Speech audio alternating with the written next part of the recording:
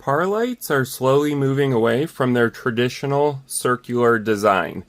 Jerry back with that Theatrically Jerry, and today I'm reviewing UKING's ZQ01246, a 72 watt, 36 by 2 watt RGB Rechargeable LED PAR. Included with purchase is your user manual. Definitely keep this and read over it. It's going to have things such as button operation, your menu functions. There are also several different languages, just in case English isn't your first language. You're also going to have DMX channel functions as well as your IR remote control functions. You are also going to get a power supply or power brick. This is a DC power supply. It's not a traditional AC like you would get with normal LED PARs. And this is because this is a rechargeable LED PAR, and the lithium ion battery requires 12.6 volts at 2 amps to recharge itself. So you're definitely going to want to keep this and don't misplace it, obviously, but cool to see that you're getting one of those as well. And last but not least, you are getting a IR remote. I would have preferred to have seen a RF because there's a longer transmission range, but it's cool to see that they've included a infrared remote with this light. And it does have a included button battery. It's a CR2025. So what we have here is a rechargeable LED PAR in a portable and unique shape. It's a square shape instead of the traditional circular design. So it's not something we normally see, but it looks great when you're looking at it straight on here. As you can see, it measures 7.6 inches tall by 7.4 inches wide, and that is including its feet here, or the yoke. So keep that in mind. It's a thin 4 inches deep, so super streamlined. It weighs in at 1.87 pounds, making it extremely streamlined and portable. It's lightweight due to its ABS body design. So this light's going to be great for mobile DJs or anyone that's on the road and doesn't want a whole lot of hassle with their light fixtures. As stated earlier, you are getting 2 metal mounting brackets here, or feet. They do have M10 holes cut out, so you can attach these to C-clamps and then attach them to a truss system. So very cool that you have several different mounting options. They are, of course, feet for the ground, so these will sit flat anywhere that you want to put them. They do have thumb screws here. They're plastic. When you loosen these up, you can tilt these fixtures in any direction that you want, even pointing at the ground if you wanted. So these can tilt 360 degrees. So you do have a lot of versatility with these portable LED PARs. Let's go ahead and take a look at the front of this fixture. The front has a recessed square design, so it is sitting a little bit further back from this lip here. You have 36 plastic lenses total, and they are arranged in a 6 by 6 grid here. That's going to give you 36 total. The lenses have micro lenses etched into each of them, and what that's doing is it's helping concentrate the LED's light, and it's directing it out of the fixture. So if you can't see here, there is actual little textured like designs on each one of these lenses. Behind each lens is a 2 watt RGB LED. Because there are 3 colors per LED, you have to divide 3 into 2, which gives you roughly 0.667 watts per color.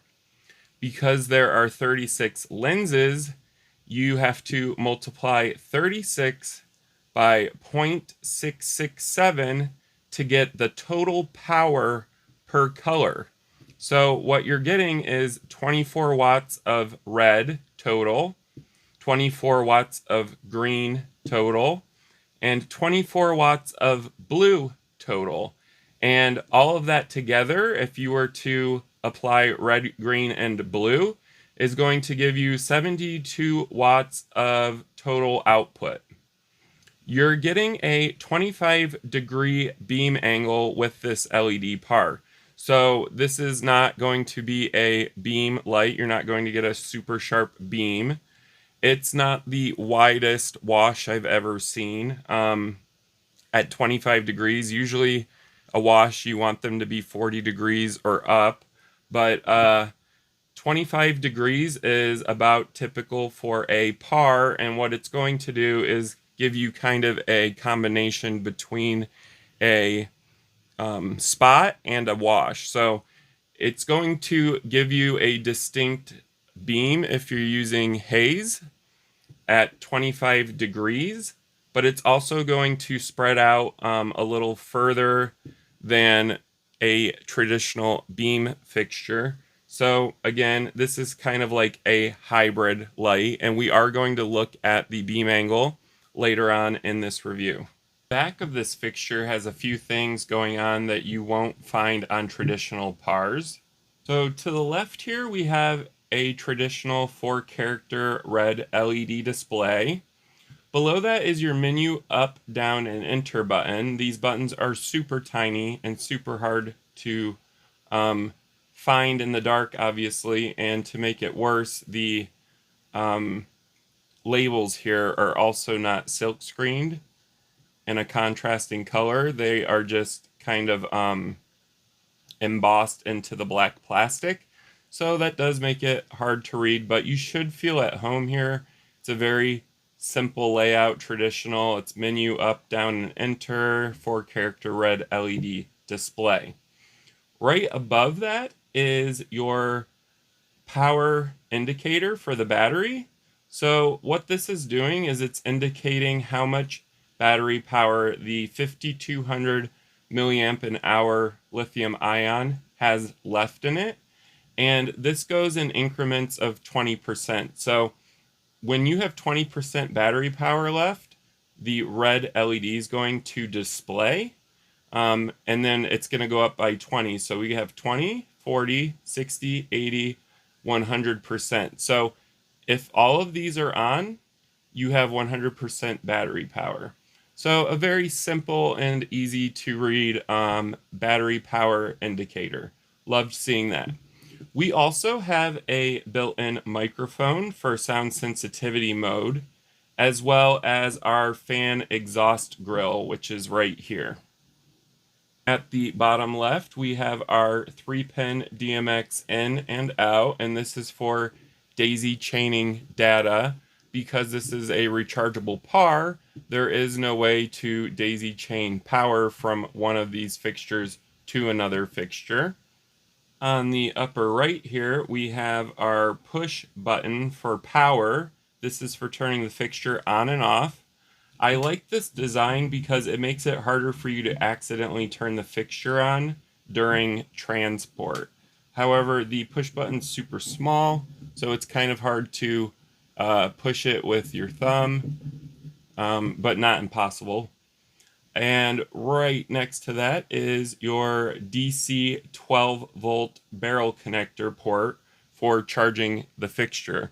I wish they could find a different connector for these rechargeable lights, simply because barrel connectors are super easy to break, especially if you have it plugged in and you knock the fixture or run into it, whatever, you're going to start bending the barrel connector in there.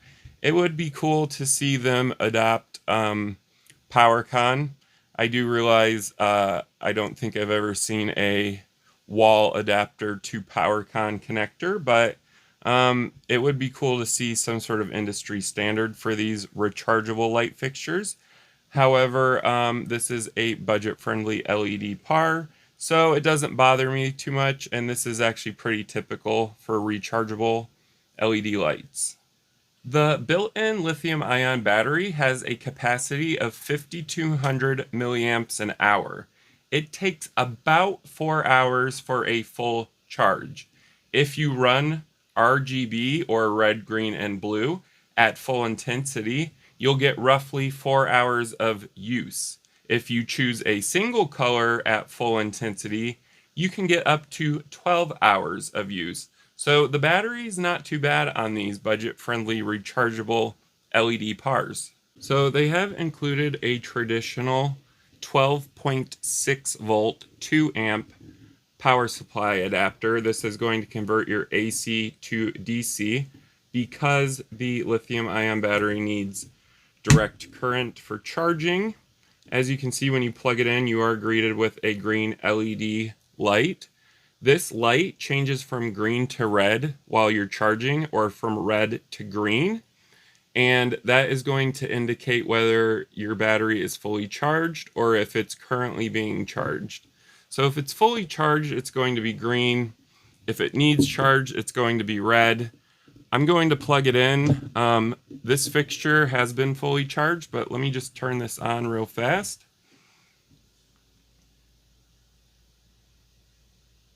So as you can see here, our LED indicator is indicating that it's at a 100% charge, as well as the indicator here.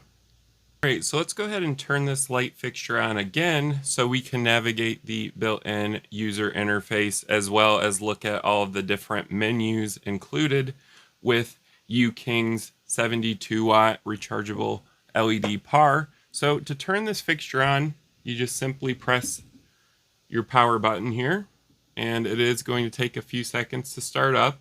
Once it's started up, all of your LED indicator lights are going to turn on. So this fixture is ready to go. So you should feel right at home navigating the user interface with this light fixture. It has a very traditional user interface and navigation that you're used to with DMX controlled lights. So our first menu here is obviously our DMX address. It says A001, which means this fixture is set to DMX channel 1. We are going to address it anywhere from 1 to 512. So you can select anything from 1 to 512 on this and just hit enter, and that's going to confirm the address of this light fixture.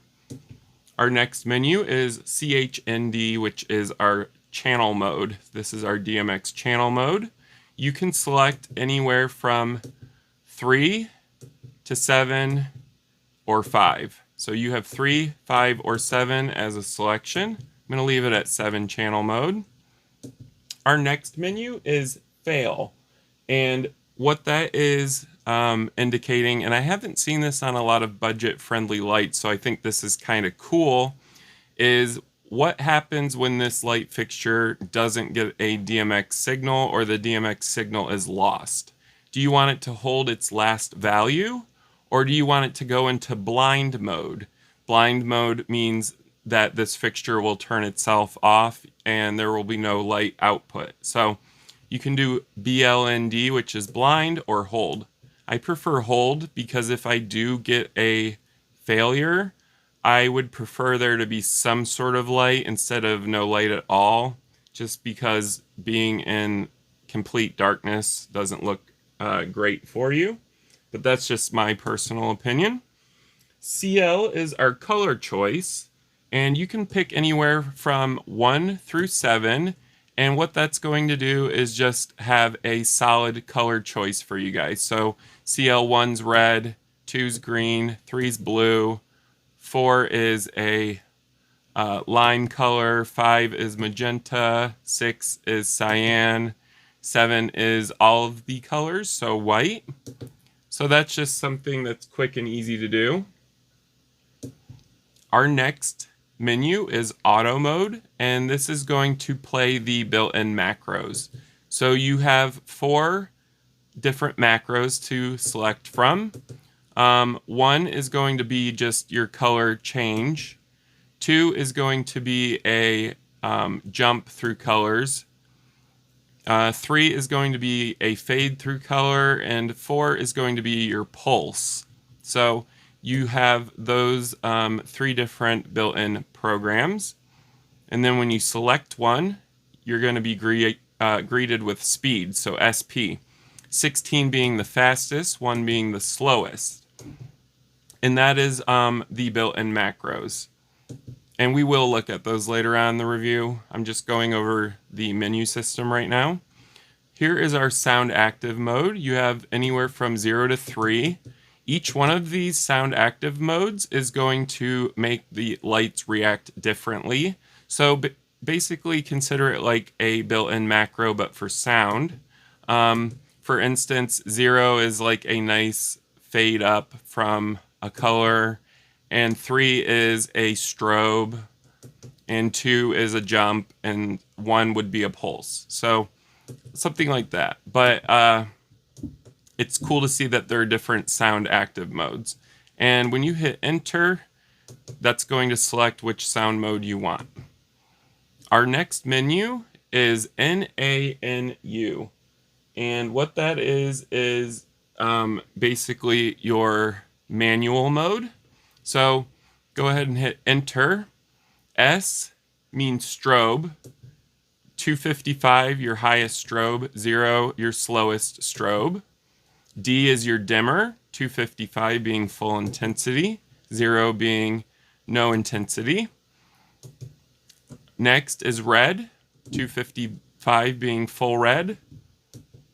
0 being no red.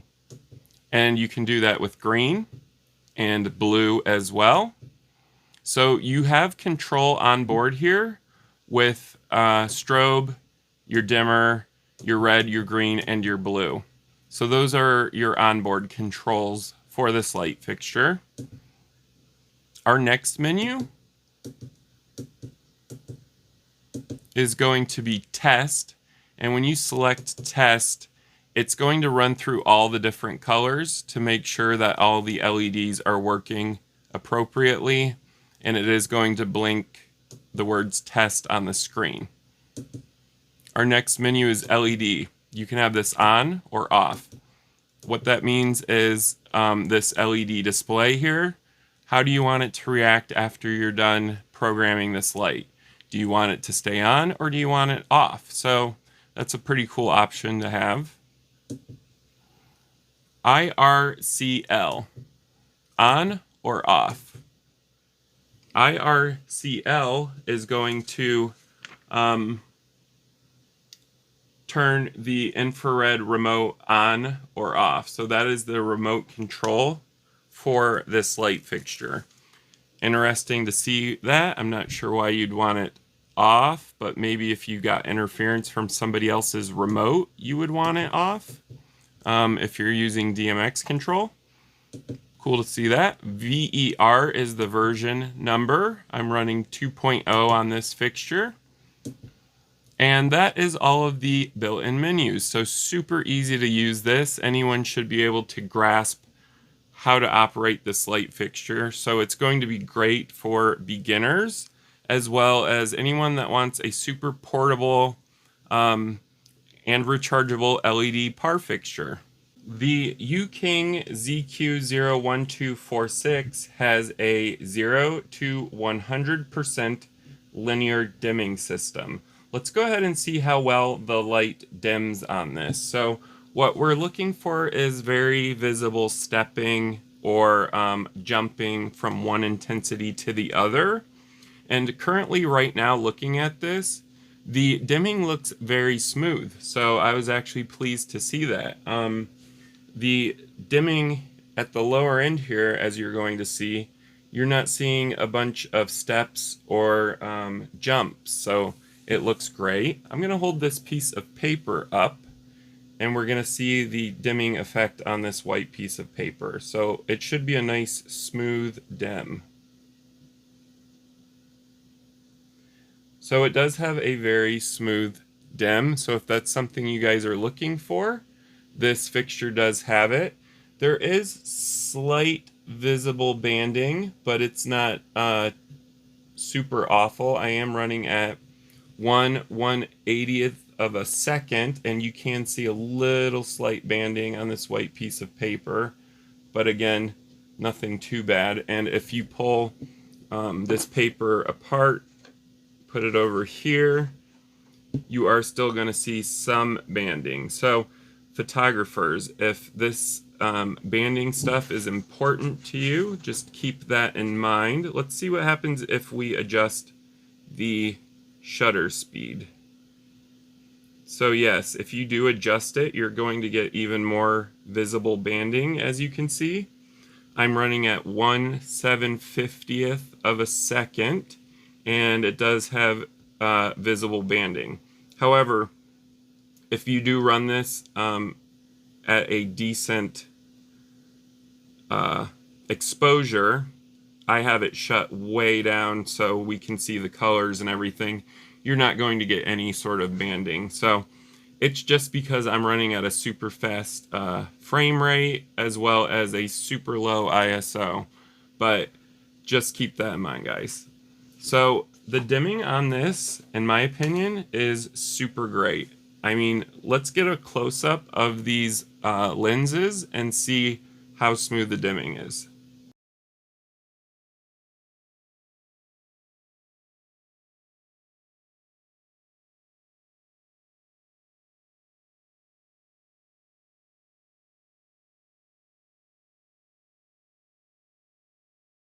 It's also equipped with a 0 to 20 hertz strobe.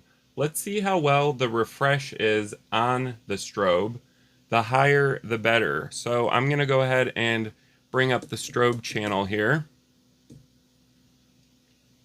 We have our traditional 1 strobe per second, and I just chose the blue LED. We're going to check out all three on at the same time to create a white strobe as well. But let's go ahead and bring up the channel value. The higher up we go, the faster this is going to strobe. So again, we're about halfway.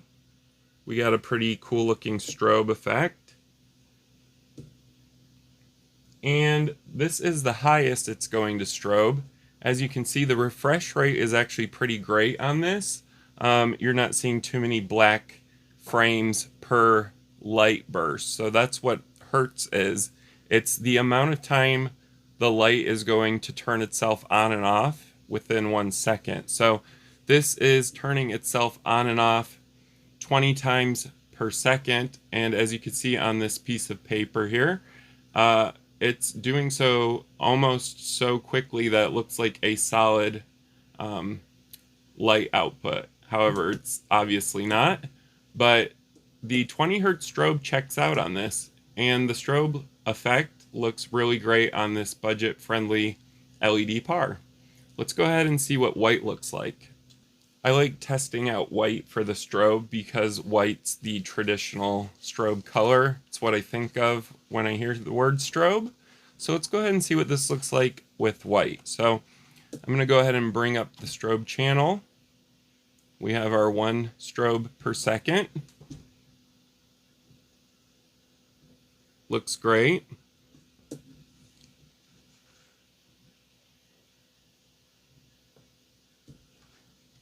Now we're about halfway up the strobe channel. And I want to remind you guys, and we're going to look at this later on, the pure colors. This is not capable of creating a natural white. It's mixing the RGB, red, green, and blue LEDs. Let's go ahead and see what this looks like at full strobe.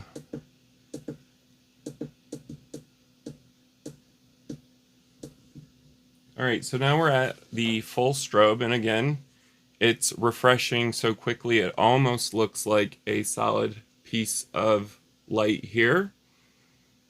So that checks out as well. So you are going to get a super cool strobe effect with these rechargeable LED PARs.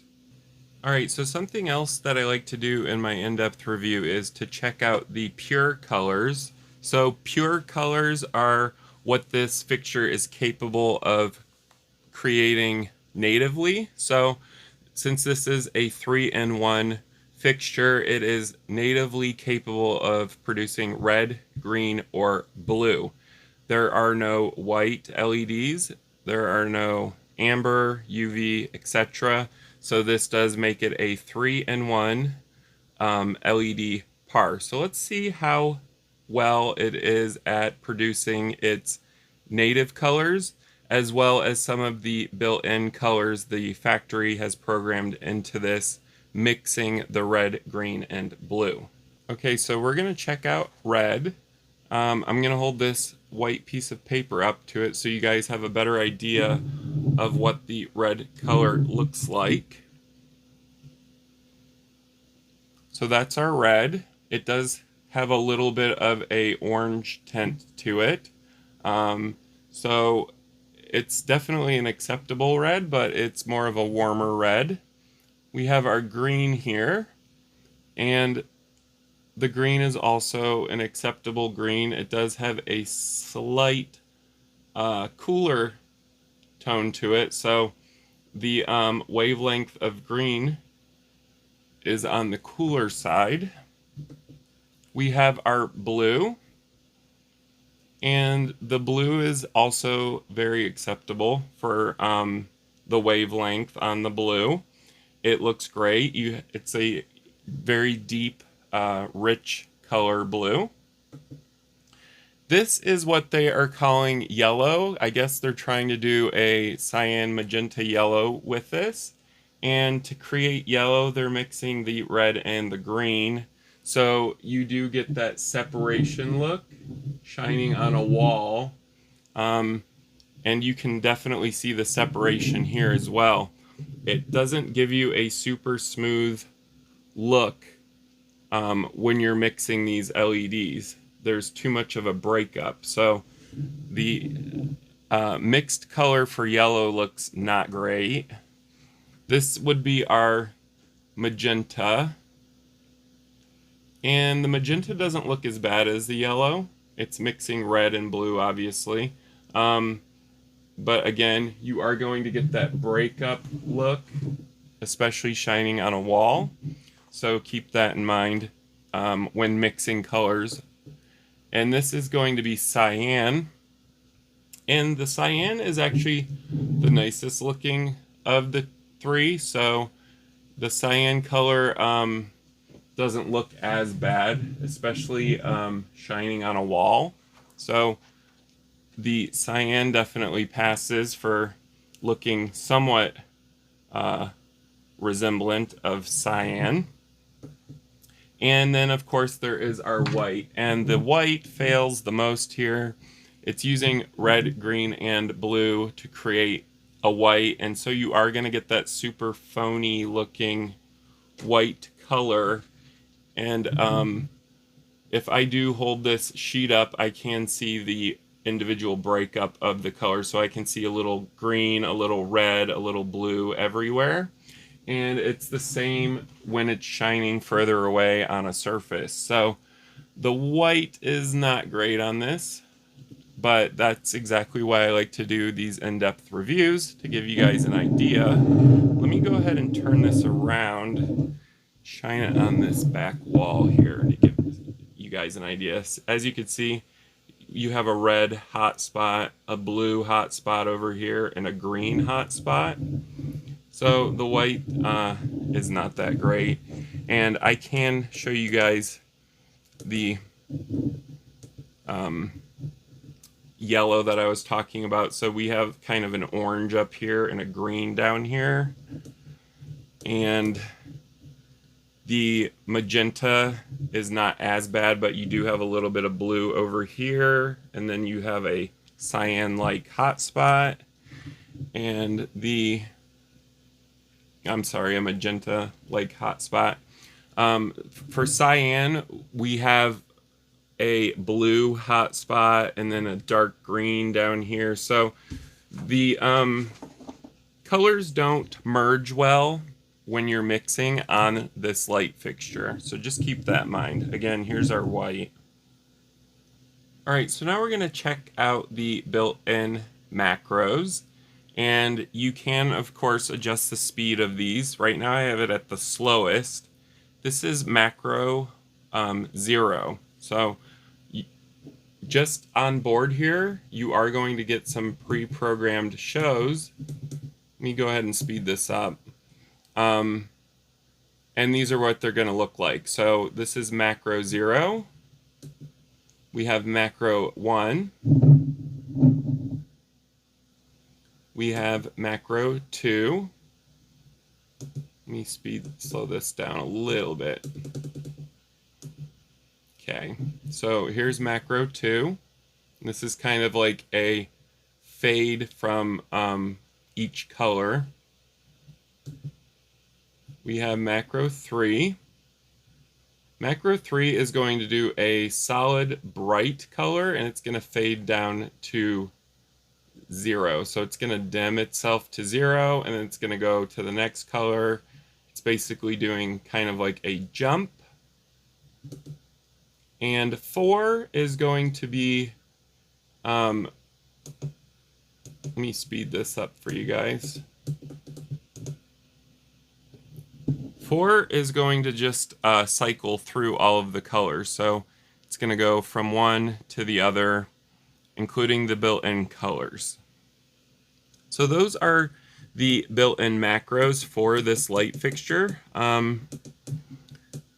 They're not the greatest, honestly. They're very basic. You're getting a fade, you're getting a jump, you're getting a color change, etc. So again, with the simplicity, this is going to be great for beginners or anyone that wants a portable LED PAR that's rechargeable and you don't have to worry about wires.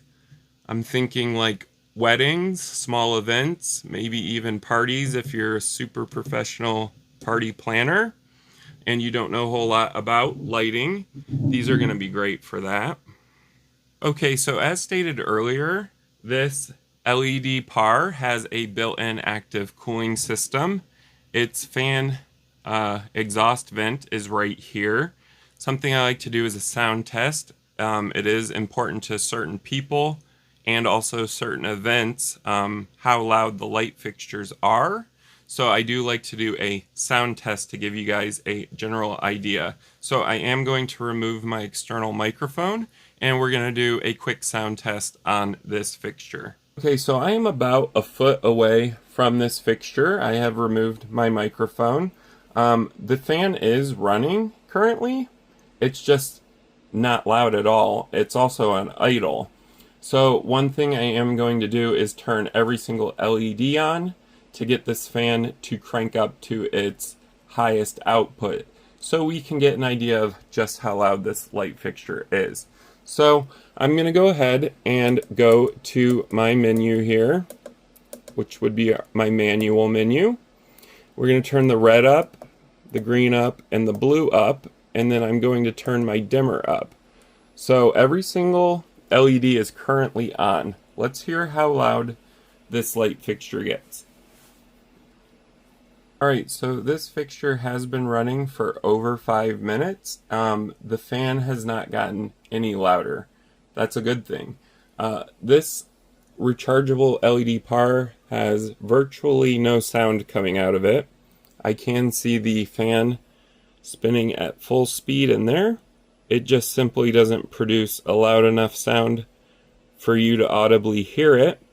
It is about 4 inches away from the mic.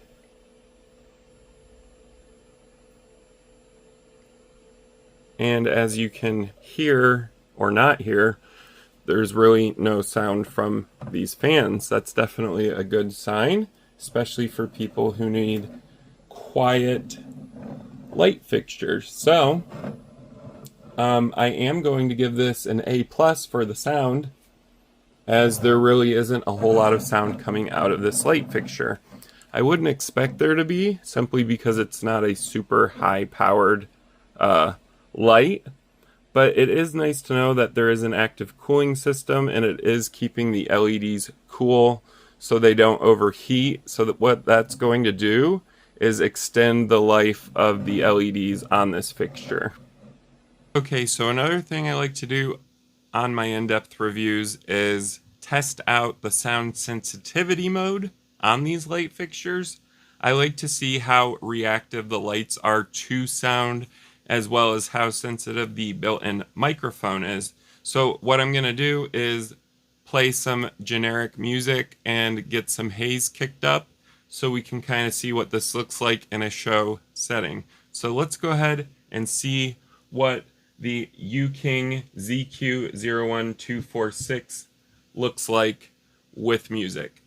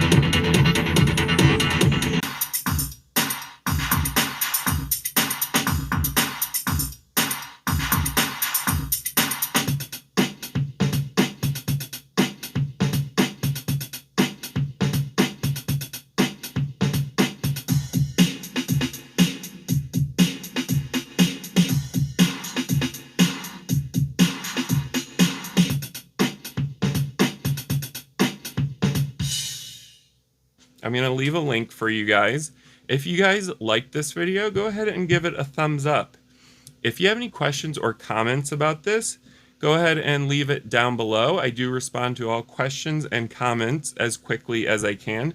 And if you haven't already, go ahead and subscribe to my channel at Theatrically Jerry. I do a lot of in-depth reviews like this on light fixtures, budget-friendly ones, no-name brand ones, name brand ones, all the way up to professional light fixtures and tutorials, DJ lighting, equipment, atmospherics. Anything that interests me, I do reviews on my channel at Theatrically Jerry. So go ahead and subscribe. And thank you guys for watching.